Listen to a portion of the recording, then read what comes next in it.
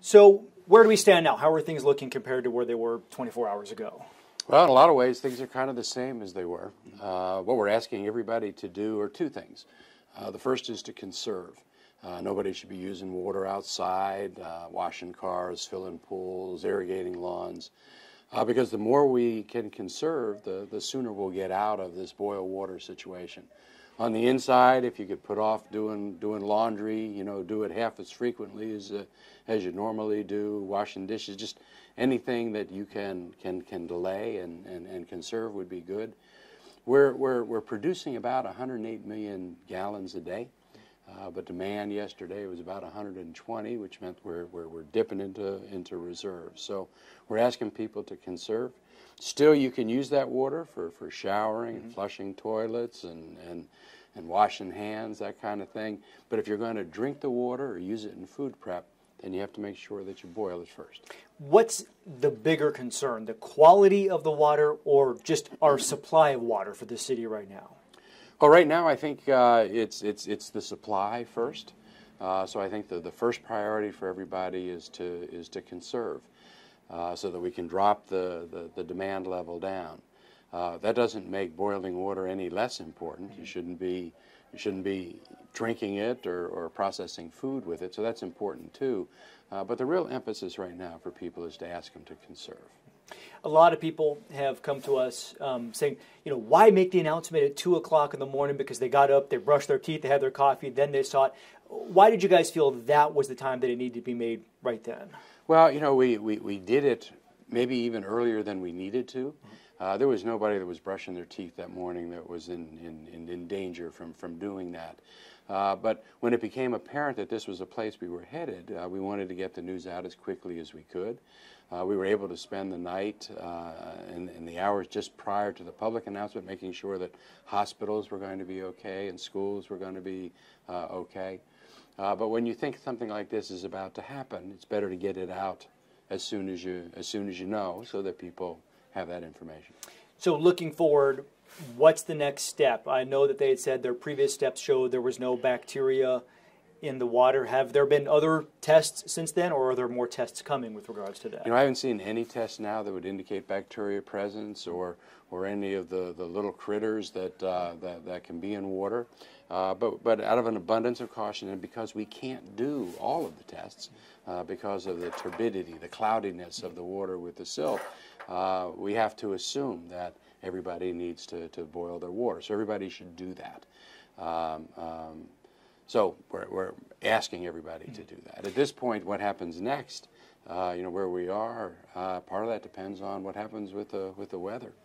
There's a hurricane that now is moving through Mexico. We're going to get rain from that on Wednesday.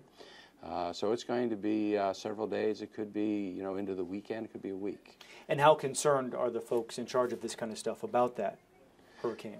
Well, it's going to increase the volume in the lake and in the rivers.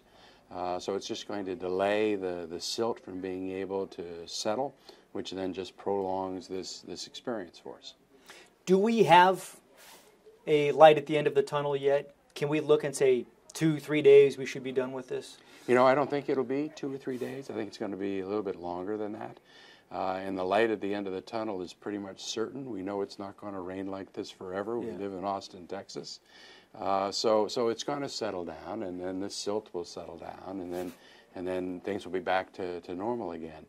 But in the meantime, what we're asking people to do is to conserve, because if we have those reserves, then we're sure that we have the supply we need and the fire flow.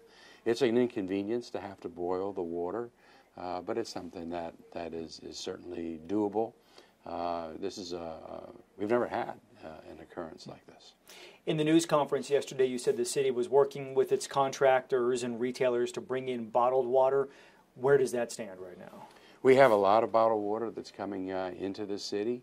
A lot of the suppliers, grocery stores and chains are bringing in truck after truck of bottled water. In a hurricane situation or things like that, you have vast areas that are in need of water coming in. This is kind of an isolated incident, so it's easier to bring in water. But we also have cities that are helping, Fort Worth and San Antonio, sending down their big tanker trucks. So we have a lot of people that are helping. We have some great professionals that are working real diligently in the water department. We're cleaning the filters as quickly and regularly as we can. And as I go around, I think everybody is doing what we need to do.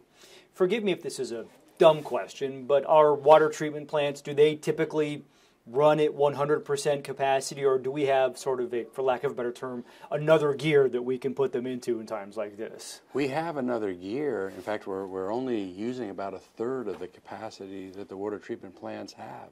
The problem isn't a capacity issue. The problem is that there's so much mud that's going through the system that we have to, in essence, turn off the plant in order to be cleaning filters repeatedly over and over again, and then the plants can go back on. So it's not a capacity issue. We have tons of capacity. We just have too much mud. Last question. We've seen people running out to the stores to buy water, and I know during the news conference you were trying to caution people against doing that. Should people feel comfortable that we have enough water in the city of Austin, either in the stores or in various other places, that they don't need to run out and stock up? Yeah, we're not running out of water in Texas or in the country. So water's going to continue to arrive. As people are buying water, there's more water's coming in that's going to replenish the supply. So there's not a scarcity of water.